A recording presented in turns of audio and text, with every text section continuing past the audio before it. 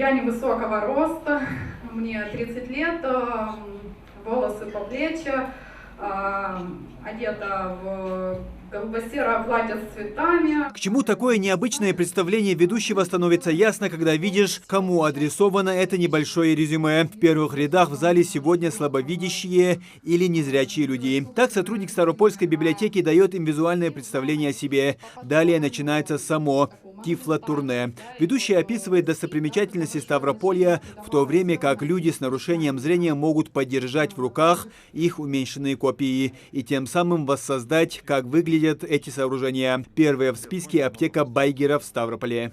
Она имеет очень такую большую историю. Это здание пережило 2 войны, революцию.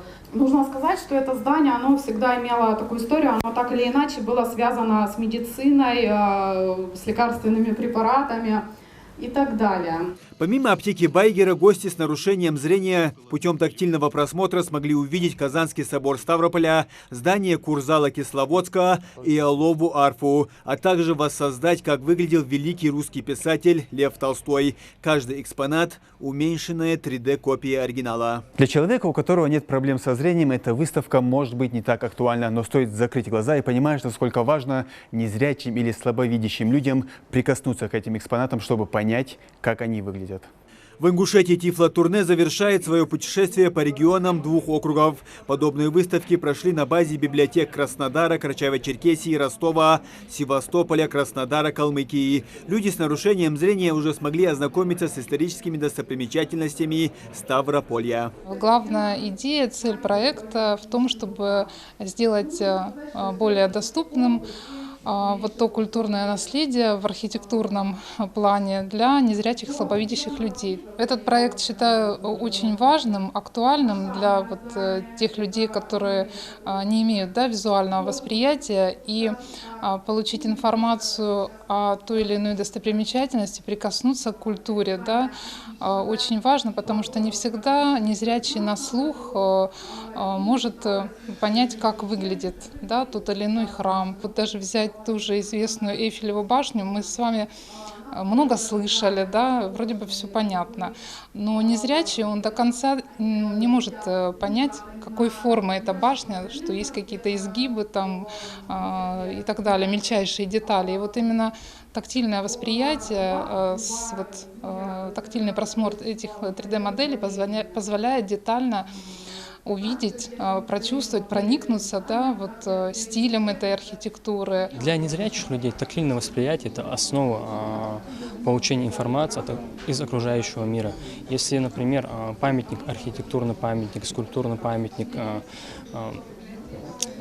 детализированный, можно подойти, его прощупать, получить представление, что он из себя представляет, какой был у художника замысел, как архитектор реализовал то или иное знание. Это, безусловно, дает большую пользу для незрячих людей, как для развития своих знаний, так и для расширения кругозора, культурной информации и духовного развития. Я сидел, слушал презентацию, и у меня уже настолько любопытство разыгралось, что хотелось подойти, потрогать все эти экспонаты, которые сегодня привезены, и получить это представление.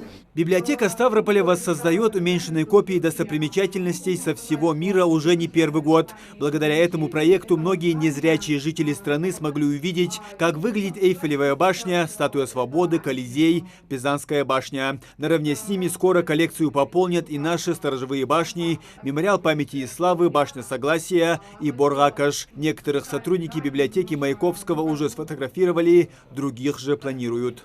Конечно, впечатление неизгладимое, потому что действительно ты попадаешь в сердце гор, можно так сказать. Мы вчера побывали в вашем знаменитом комплексе башен Вовнушки, сделали такую очень хорошую фото-видеосъемки этих сторожевых башен. Мы планируем в 3D-миниатюре их воссоздать, выпустим комплексные издания по каждому региону. Все эти издания будут презентованы в октябре в этом году на межрегиональном кросс-культурном слете «Культура Юга» в 3D-миниатюре. Для воссоздания каждой достопримечательности уходит немало сил и времени. Это на выходе мы видим небольшую статуэтку, но этому итогу предшествует большой объем работы. На некоторые уменьшенные копии зданий уходят несколько месяцев. Чтобы запечатлеть каждую деталь здания или памятника, необходимо сделать иногда несколько сотен фотографий. А печать на 3D-принтере занимает до 40 часов времени. Вот замечательный такой макет, да, памятника Пушкину у нас, который в Ставрополе находится на проспекте Карла Маркса. Изготовлен он методом предварительной фотограмметрии. Значит, что это такое? Нужно прийти непосредственно к этому памятнику, отфотографировать его со всех сторон. Это можно сделать хоть на фотоаппарат или даже на смартфон, если там качество снимков более-менее такое высокое.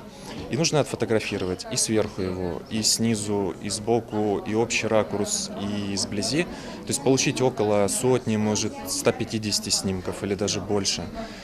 Следом эти фотографии загружаются в специальную программу на компьютере.